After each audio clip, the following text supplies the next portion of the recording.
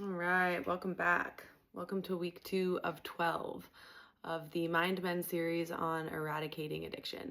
I'm Christy O'Connor, the creator of this content and your host. So this week we are going to go over regaining personal power by developing self-trust. We are going to build on the work that we did in the first lecture. So if you don't feel like you have your feet under you after that lecture, maybe take a little more time, maybe re-listen to it. If you don't feel ready to proceed with the content and with the next layer of work, feel free to take the time that you need in order to properly integrate the first week's worth of information. It can be a lot to digest, especially in the beginning, so don't hesitate to take that time if you need to. So as we did last week, we are going to split this lecture into 2 parts. The first part is going to be aimed at dealing with the symptom itself, and the second part of the lecture is going to be aimed at directly dealing with the wounding that causes the symptom. So same thing as last week. So for the symptom management component, we're going to start by identifying the longest period of time you were able to go without engaging in the substance, if that's what you're trying to get after, or the behavior, whatever the target symptom is. Identify how long you were able to go without engaging. And if you feel that the longest interval of time that you were able to abstain is achievable to set as a regular time interval for the next week, then go ahead and set your time interval there. If you don't feel like that's realistic, then we want to choose a shorter time interval. So you could take an average of the length of time that you were able to go without engaging in the behavior or substance, or you could pick a shorter time interval that feels reasonable or attainable for you. So we're trying to find the place where you're challenged, but you're not picking something that's absolutely impossible. So not too easy, not impossible, somewhere in between that period of time. Ideally, you'll be able to set it at the longest time interval you were able to go last week. But again, if that doesn't feel realistic for you, then choose something shorter. So in this first part, you're going to pick a time interval that you're going to stick to for the next week or however long you're going between lectures. So pick this time interval, write it down, maybe jot it down now if you can. If you don't already have a small notebook, now is a really good time to get it, because a lot of the things that we're going to be building on and doing are going to require you to jot things down in the moment in real time. So if you can get some sort of small notebook or something that you can keep track of what we're documenting as your day goes on, it's ideal. So take a moment, write down your chosen time interval, and this is going to be step 1 for this week. We're choosing a time interval, we're going to stick to it, so you have this sort of regularity between use. Now, if you find yourself in a situation where you can go longer than the time interval that you're choosing, that's great if it doesn't feel stressful, but don't push yourself so hard that you sort of regress back. So if it feels easy to go longer and you want to go longer for, between use for some days or for some periods, great. But you don't need to. Just pick a time interval you can stick to, and we're going to work with that. What we're going to try to do is promote regularity of not only the use, but the things that happen internally around the use, so that we can start getting to know ourselves in terms of how we relate to the behavior, substance, etc. So pick your time interval, write it down.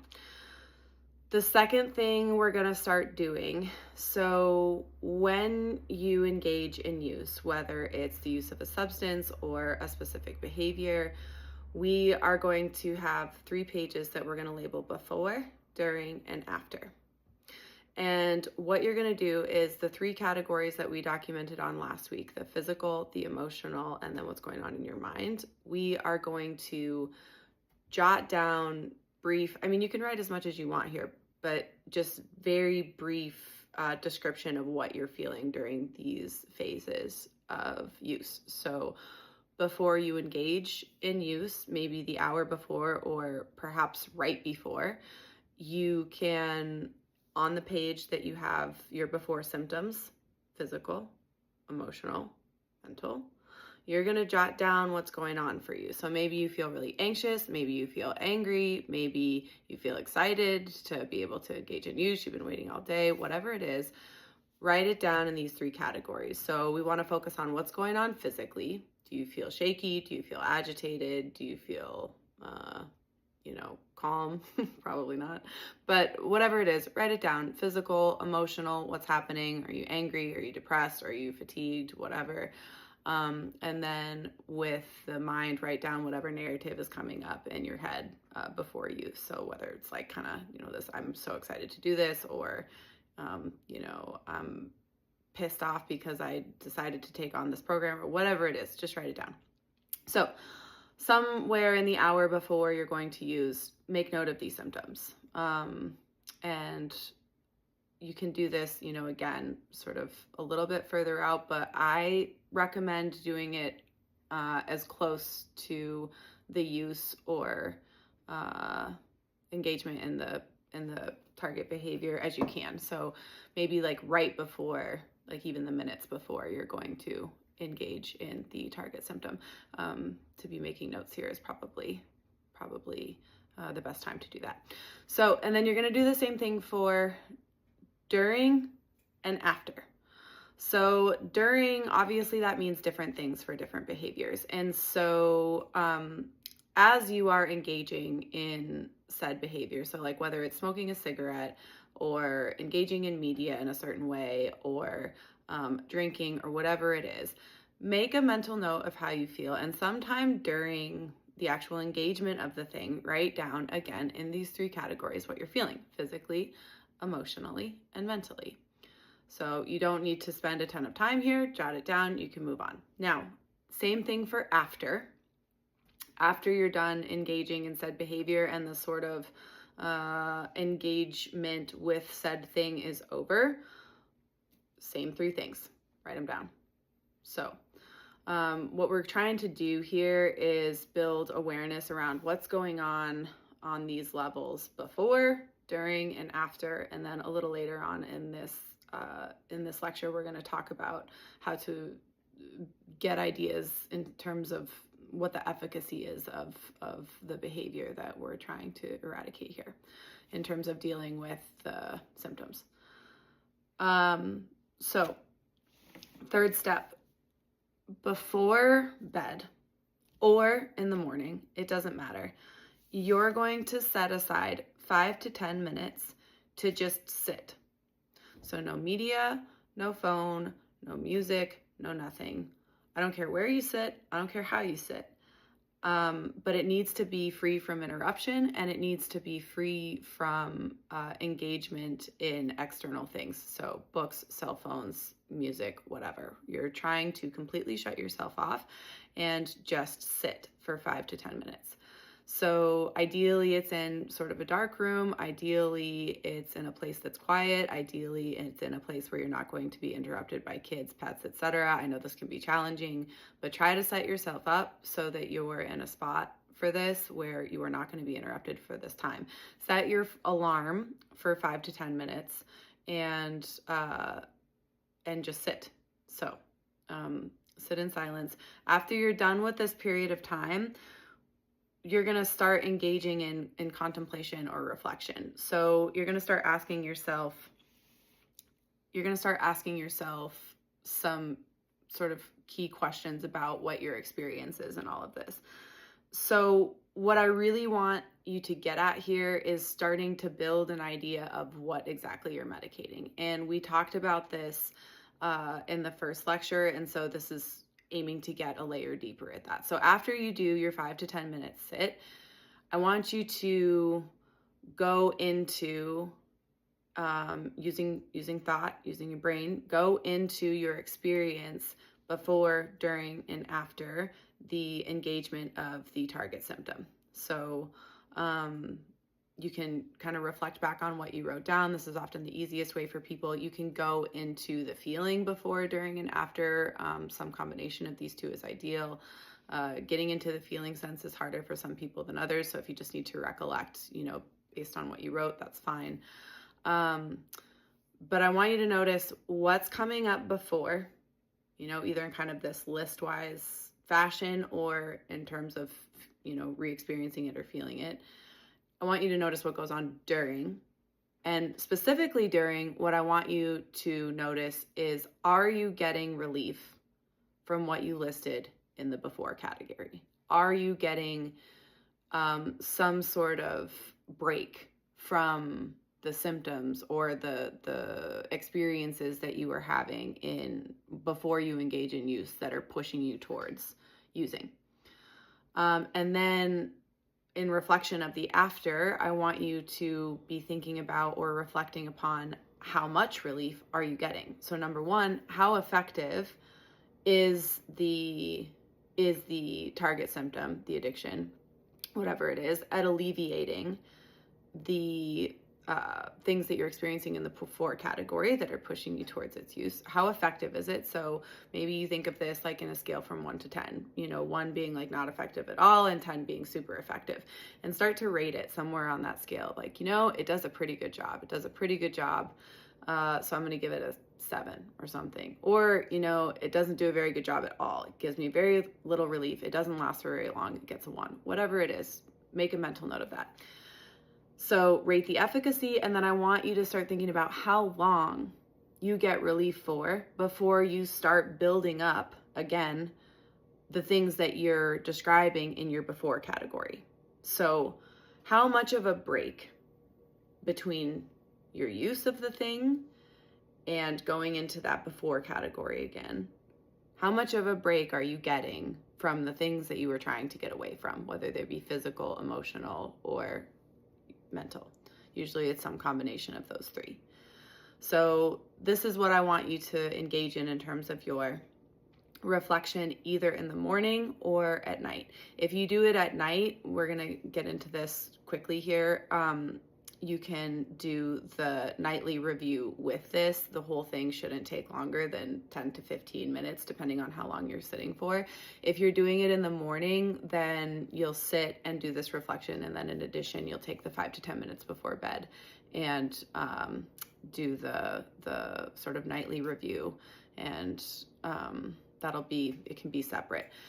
I personally would recommend splitting it into 2, because then what you're doing is you're sort of dedicating 2 brief periods in the day, how you start your day and how you end your day, with some form of self-reflection and stillness, which, this can help with sleep. This can help with, maintaining calm throughout the day. And we're going to extrapolate on this. So if you can develop the habit of just taking, a handful of minutes in the morning or in the evening, ideally both, that's great. If it only works for you once a day, do it in the evening, because that's also where we're going to sort of renegotiate the terms and reflect on how well we're doing with the intervals, etc. So that's the 3rd step. The 4th thing we're going to do is we're going to add something. We're going to add something that you think would be helpful to your physical, emotional, mental health. So this can be anything. This can be starting your day by drinking a glass of water and taking your vitamins instead of going straight for the coffee. This can be a commitment to engaging in yoga for 5 to 10 minutes every morning. This can be agreeing to take a walk at lunch for 10 minutes a day. It can be anything. Reading before bed. Engaging in a particular form of study if you're trying to learn something. Whatever it is, it doesn't matter. Just pick something that you're going to start implementing every day and write it down and then start implementing it. So however small or large it is, doesn't really matter at this point, but pick something that you will actually do. So if you don't do yoga and you say, I'm going to do an hour of yoga every single day, I would encourage you to really take a look at that, because that's a pretty big jump. I'm not saying it's impossible. And if you are the kind of person that regularly makes big jumps like that, and you know that you can do it, and you know that you can hold yourself to that degree of accountability and be successful, then by all means do it. However, if you are regularly in the habit of overcommitting yourself and trying to move too fast and making agreements with yourself that you can't keep, try to really be honest about this and make it something that you know you can achieve. Because again, it does not need to be a big thing. It doesn't need to be a time-consuming thing. You're already making a fair number of other adjustments with the AM and PM sitting and reflecting. So choose something that feels attainable to you, whatever it is. Maybe it's drink more water in general. Maybe it's, integrating a certain food. Maybe it's, integrating more activity. Whatever it is, choose and stick to it. I don't want this to be a cessation of anything. So I want you to add something in. I don't want you to take something out. So for example, if you're like, I need to eat less sugar, or I want to eat less red meat, or I want to whatever, like that's fine, but that's not what this is. What I want you to do here is add something, not take it away. So choose something that's adding to what you're already doing, not something that you're trying to move away from. We're trying to cultivate a balance of both of these things. And so if you're only stripping things away, that can cultivate an imbalance. So we're wanting to make sure that we have some element of both as we move through this process. So again, now before bed every night, and this is the last step of the symptom management portion. So every night before bed, take a moment and identify whether or not you were successful with your time intervals. If you are mostly successful with your time intervals with some slips here and there, or like, maybe you're a little bit off or something like that, like great, forgive yourself, move on, recommit to trying again the next day and to trying to do better and to trying to, build on what you're doing and bring forth to the best of your ability the commitment that you have put into writing. If you are not regularly meeting your time commitment and you're failing epically, that's okay too. But ask yourself if you need to renegotiate the time. Maybe it's too long. So what we don't want to get into here is this thing where we set goals for ourselves that we can't attain, and then we kind of revert back into this shame, guilt, beating yourself up thing, because that's not going to get you anywhere. So if you need to reevaluate and reset where your interval is, especially like I really recommend being real about this early on, then do it by all means. Set it for something that you can reliably and consistently achieve. And if you miss a few here and there, you may not necessarily need to redo the interval. You may just need to forgive yourself for missing a couple intervals or something like that and just move on. I would say if you're achieving, an 80%, say more or less, success rate with your time interval, then keep it where it is. Because, all in all, you're moving in the right direction, and most of the time you're able to hold that. So there's probably no need to adjust in that for that kind of thing. So the other thing before you go to bed, so you're evaluating how it's going with your intervals and whether or not you need to reevaluate. The other thing that's really important is thanking yourself for being willing to make the effort to correct and eradicate whatever it is you're working on. It's a lot of work and it's not easy. So make sure you take this time to just give yourself a little bit of appreciation. And also, and especially if you didn't do it perfectly, or you're starting to kind of fall back into that shame, guilt, beating yourself up narrative, make sure that you recommit every night before you go to bed to trying again the next day, regardless of how badly you failed. And, if you failed horribly, maybe it's just a matter of needing to reset the interval so that you can be successful, whatever it is. But whatever agreement that you make with yourself in this nightly process, just agree to keep trying the next day. So thank yourself and say, you know what, today went horribly or today went really well. In either instance, I'm going to continue to try to do my best in the following day, and to also leave space for the understanding that each day can bring a different thing, so maybe tomorrow will not present some of the challenges that I dealt with today and I will be more successful. Just work with yourself here. So in summary, so the first thing we did, we set the time interval. So you've decided on this, you've written it down. This is what you're going to stick to for the next week. we are going to start charting what happens physically, emotionally, mentally before, during, and after use. Again, this does not need to be a huge journaling experience. We are simply jotting down what's going on in these 3 phases of things.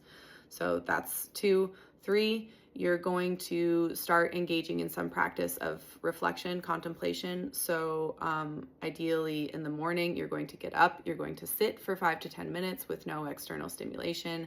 And then you are going to go into what's happening for you before you engage in use.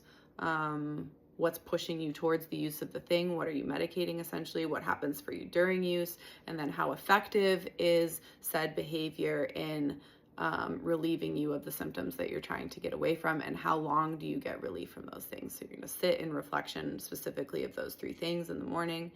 And then step 4, we're going to add in a habit, not take away, but add in. So choose something that, maybe you have been wanting to develop a yoga practice. Maybe you've wanted to engage in journaling. Maybe you want to start studying how to become a musician. Whatever it is, just pick something that you're going to add into your life and decide how much time you're going to devote to this every day and start implementing that. And then 5, we're going to go into nightly reflection, and this will involve identifying how successful you were with your time interval, evaluating whether or not this needs to be reset based on how successful you have been in holding it, and then thanking yourself and agreeing again to bring forth all the effort that you can for the following day, just to never stop trying. Again, for the failure component, just be patient with yourself, set your time interval at a reasonable span, and in between use, you are going to want to continue implementing the strategies for dealing with craving, which you can use distraction, like we said in the first lecture, distraction, direct confrontation, or thought. So try to be using some combination of those 3 things. If you can start to rely more and more on direct confrontation as you get into this process, that's ideal, but use those 3 as you need in order to maintain the interval that you set for yourself. So, okay, now we're gonna go into dealing with the wounding. So this is a writing exercise I would recommend doing maybe 2 or 3 days into the content that we've just discussed earlier in this lecture. You can do this anytime throughout the week, and especially if you're taking longer intervals between lectures, just sit down to engage in this when it feels right for you, when you have some time to yourself, when there aren't any distractions. So you're gonna sit down and you're gonna write down a list of things that you tell yourself you're going to do regularly, but that you don't do. So maybe this is exercise. Maybe this is go back to school. Maybe this is not drink at night. Maybe this, there's a lot of different things this can be, but I want you to make a list of things that you say that you're gonna do, but that you always end up falling short with, that you don't end up actually doing. Now I want you to pick 3 to 5 of those things. So take from that list, take 3 to 5 of those things and write them either below or on a separate sheet of paper. So target those 3 to 5 things. And for each of these 3 to 5 things, I want you to look at them and you're going to pick one of 2 things. You're either going to stop telling yourself that you're going to do this. So if it's, I'm going to go back to school, I'm going to go back to school, I'm going to go back to school. And it's like, it's been 3 years and you haven't gone back to school. So just stop. We're not going to go back to school right now. Or, you say every single night that you're not going to drink and you drink every single night. So just stop telling yourself that you're not going to do it. So that's option 1. You can choose to change the narrative in your head around what you're unable to show up for. So instead of saying like, I need to do this, or I'm going to do this, or whatever, we don't say that. So that's option 1. Option 2 is actually try to start doing it. So, if you are saying, I need to exercise more, maybe you can make that the habit that you're trying to integrate, And so you can kind of kill two birds with one stone, is like, okay, so I'm actually taking steps towards this thing to start making sure that I actually do exercise regularly, or I'm going to stop telling myself I'm going to exercise regularly and I'm just going to give it up because you know what? I don't have the time right now. I'm working 12-hour shifts. I have 2 kids, whatever the reasons are. There's some very valid reasons for not being able to incorporate certain things. So you get to choose whichever one it is. So we're either changing the narrative or we're taking palpable, very clearly identified steps towards doing the thing that we say we're going to do for ourselves, whatever that thing is. So you have 3 to 5 of these things. Now, next to each of those things, I want you to write down what you're going to change, either the narrative or the behavior. So those are the options. Change the story that you tell yourself in your head about it, about you're going to do it or you need to do it or whatever, or you're going to change your behavior in order to start being able to show up for this thing that you have said that you're going to do and have been unable to do. So as you engage in this, try to start noticing where these things come up in your life. And what I mean by these things being the things that you tell yourself you're going to do and don't do with regularity. And you're not necessarily going to focus on changing all of these things at the same time. I more just want you to become aware of how many of those things there are and how often they're coming up for you. So you have your 3 to 5 things that you're going to actively work on, whether it's changing the narrative or the behavior. So this is mostly about understanding how big of a problem this is for you or how often it's occurring. So when things come up of like, I'm going to do this or I should do this or what, notice how often that's happening and just kind of make a mental note of how prevalent this is in your life. The second part of this is I want you to start asking yourself questions like, well, why am I failing to make these commitments to myself or other people? Why is it so difficult for me to do what I say I'm going to do? And there can be a number of answers to this question. So examples could be, well, I'm overcommitted with my time. I'm overcommitted with my time. So I say that I can do things like, show up for classes or pick kids up from this or do that. And I can't because the truth is that I've overextended myself in terms of my schedule and the number of hours in the day. So I can't. That can be a reason. Another reason can be, are you afraid of disappointing others? Are you saying things that you don't mean to yourself or to other people because you're trying to avoid either your feelings or hurting theirs? That can also be a big reason, trying to accommodate other people, people pleasing. That's a big reason for saying that, we're going to do something that we're actually not going to be able to do. Or are you manipulating? Are you trying to get someone to do what you want them to do? Are you trying to get out of something? Are you trying to manipulate a situation to go in a certain way? So that can be another reason that we do this. Avoidance, that's another reason. Avoidance of conflict, avoidance of some outcome that we don't want to have to face. There's a lot of different ways you can avoid things. So start asking yourself as these come up, why am I doing this? What is this doing for me? Am I overcommitting with my time? Am I trying not to disappoint people? Am I avoiding something? Am I manipulating someone? Is it some combination of these things? Typically that's the answer, but we kind of want to start to identify what surfaces as being the most prominent reason for why we tell ourselves we're going to or should do things and then not being able to do them. I want you to be really real with yourself when you're going through this line of interrogation. And you can also sit with these things in the time that you set aside for reflection, either in the morning and at night too.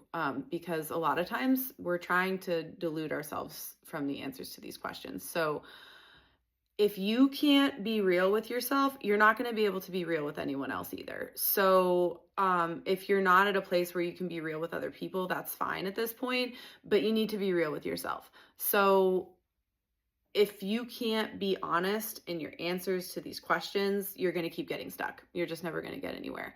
So try to be gentle enough and give yourself enough space so that you can actually get the answers to these questions and be honest about it. And so you can kind of get to a place where you can say things like, you know what?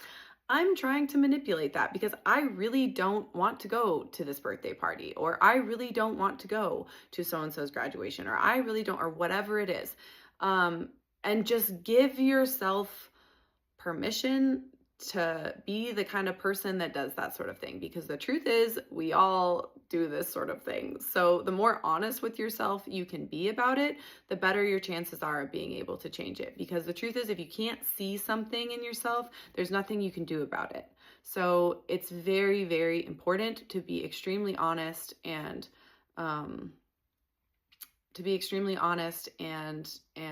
willing to see sort of these parts that have been deemed by ourselves and society and our families or whatever as being these negative characteristics, because we all carry them. It's better to be able to start to allow them to surface so that we can see them, so that we can choose to do something different. So being honest with yourself is imperative in this part of this process. You only need to take action where you've committed to doing so. So really only for those first 3 to 5 things that you identified that you say you're going to do and you don't. Those are the only 3 that you necessarily need to take action on. And what I mean by action is either you cut the narrative that you're going to do the thing, or you're taking steps in your behavior towards being able to show up in that way. And again, this can tie into what we talked about in the first part of this lecture when we talked about integrating something into your life. So these two can overlap here, and you can use that step in order to satisfy the requirements of this is how I'm going to start to show up differently so that I actually do what I say I'm going to do.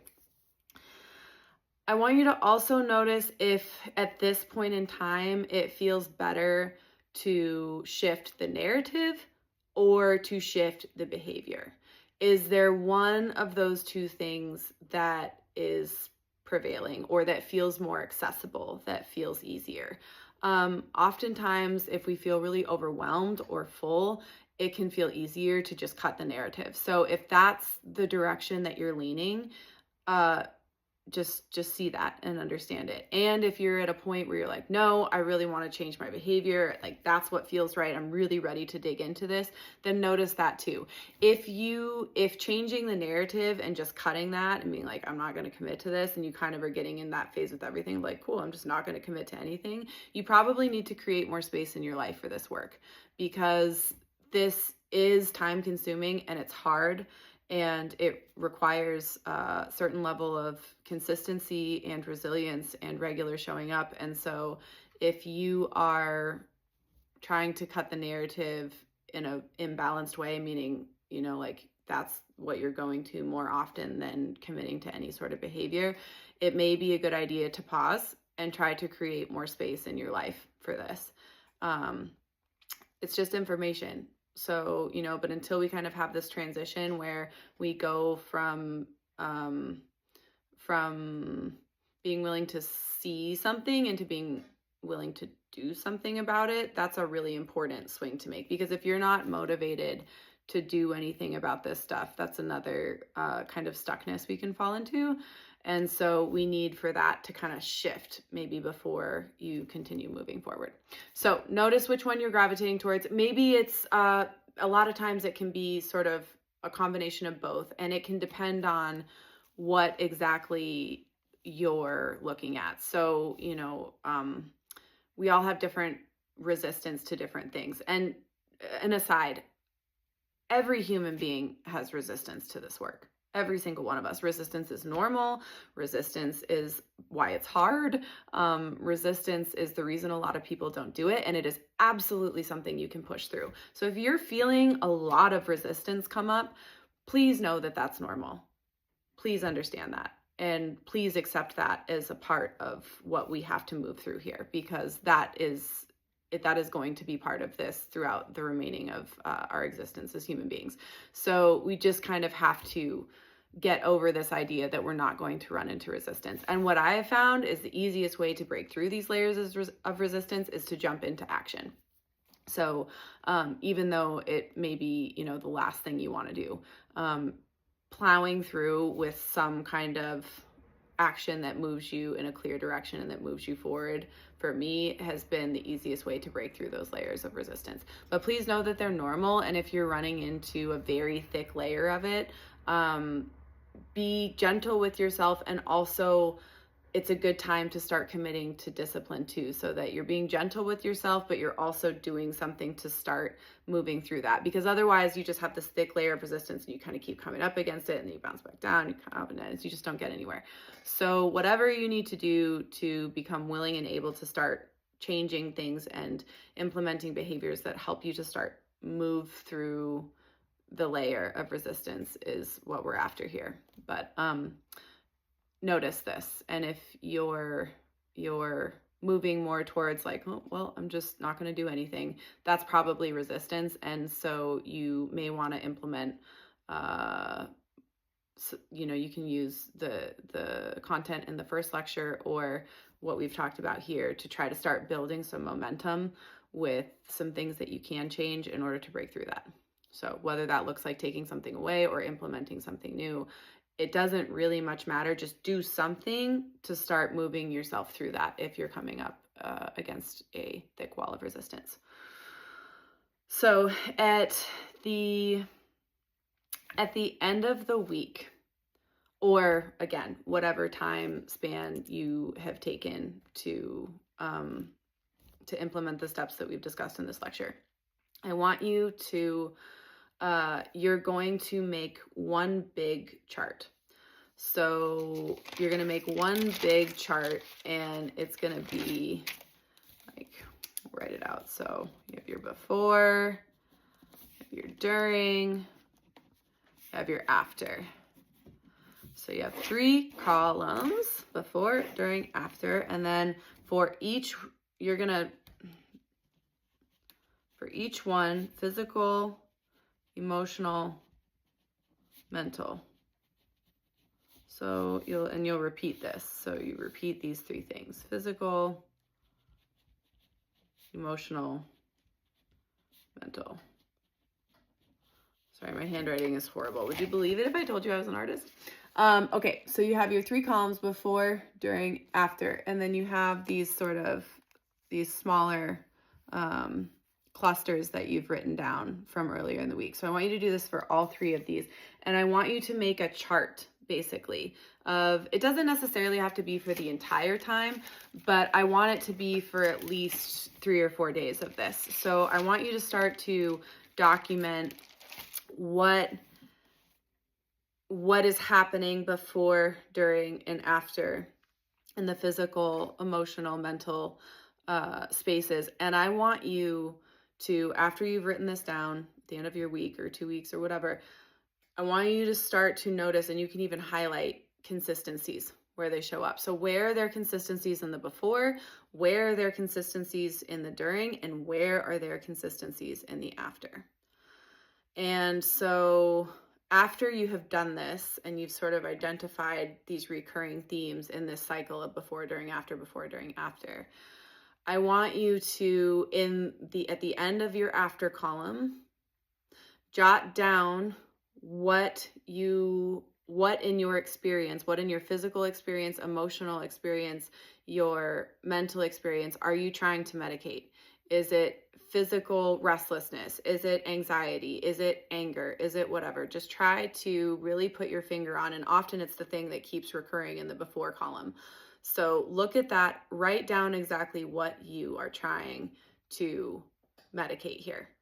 So note of that in the during column at the end of it. And then at the end of the after column, I want you to write down how effective in general this addiction or symptom is in effectively treating whatever you're trying to get away from that you've just identified. So how effective is it on a scale from 1 to 10 on average?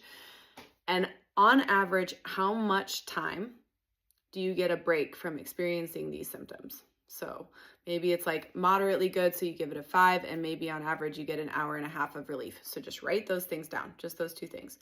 So that's the first thing I want you to do. The second thing I want you to reflect on is, we're going to kind of do a zoomed out version of the inventory that we're doing daily anyway. So overall, how were you at meeting your intervals? Did you need to adjust the intervals? If you did need to adjust the intervals, how were you at adhering to them after you made the adjustment? So just do a little reflection, maybe write down a ballpark percentage of how often you were able to make the intervals that you set for yourself. I want you to reflect on how easily you were able to identify what exactly you're medicating, and reflect on any clarity that's coming through in that sense. And also maybe make a note of, is what you're medicating primarily physical? Is it physical pain? Is it a physical sensation that you've deemed to be unpleasant? Or is it mostly emotional? This is where a lot of us fall. Is it mostly emotional? Are you trying to get away from anger? Are you trying to get away from jealousy? Are you trying to get away from, whatever? So just make a note of an actual note and a mental note of your level of awareness of what you are trying to medicate. And if you have clarity on that, write it down. So you also want to reflect on how good you were at showing up for the contemplation and for the nightly check-in with yourself. So if you were able to regularly make space for both of those things, great. If you weren't, why not? And how can you adjust things in order to do that? Maybe you need to remove the morning one because your mornings are just too chaotic and you need to do it all at night. Fine, no problem. Reflect on how good you were at holding space for these and make any necessary adjustments if you did not do a very good job. If you did do a good job and you were able to do this, then great, just hold it where it is. You also want to reflect on how well you were able to integrate the new habit. So how easy was it to bring something new in? Have you stuck to that? If you haven't stuck to that, what are the barriers? And if you haven't stuck to it, how can you create something that you can stick to, whether it's, something different or implementing it at a different time throughout the day, or whatever it is. Try to identify whatever barriers you're having. Maybe you have committed to doing, say, like a short guided yoga every morning, but really what you want to do is just have 5 to 10 minutes to yourself to stretch. So maybe that's a shift you can make. Or maybe it's, well, I said I was going to go for a walk every morning, but I don't have time in the morning, so I'm going to do it at lunch or in the evening, something like this. So if you had difficulties integrating the new thing, identify the barriers and make whatever changes you need to make in order so for that to be accessible to you.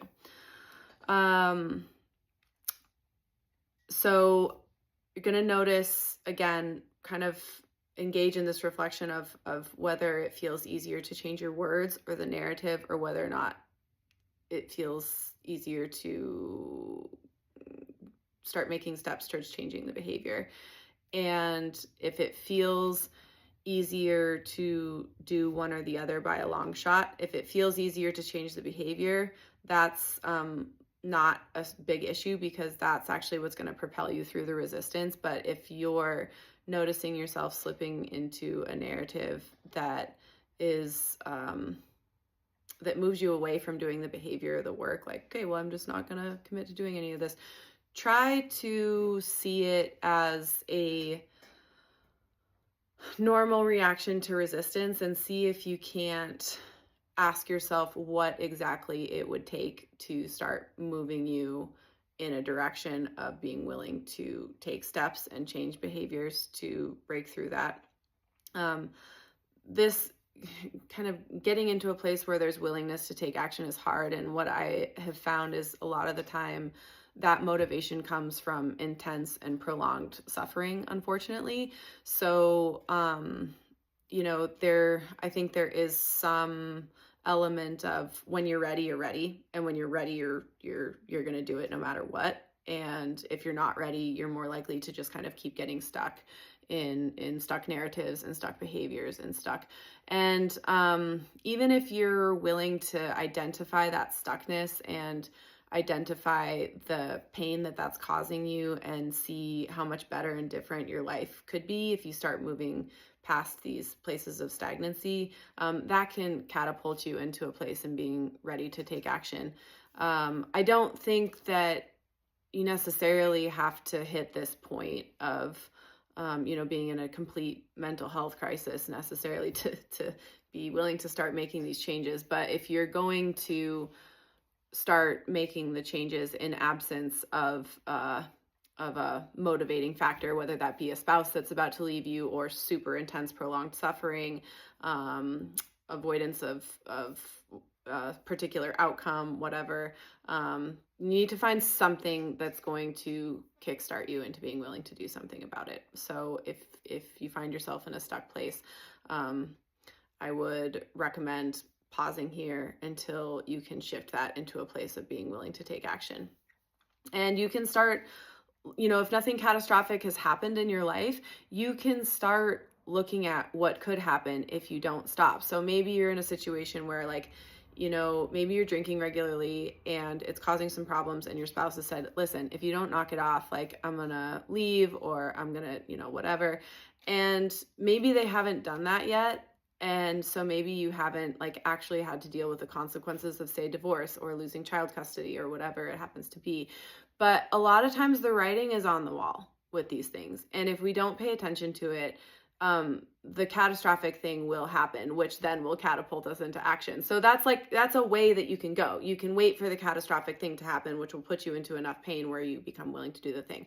Or you can see the writing on the wall and use that writing on the wall as a means to motivate you to step into action. Because if you can say well, nothing bad has happened yet, but I'm going to choose to take action before that happens so that I don't have to sit in this bottomless pool of horrific suffering. That's ideal. If you can catch yourself before you hit that point, that is ideal.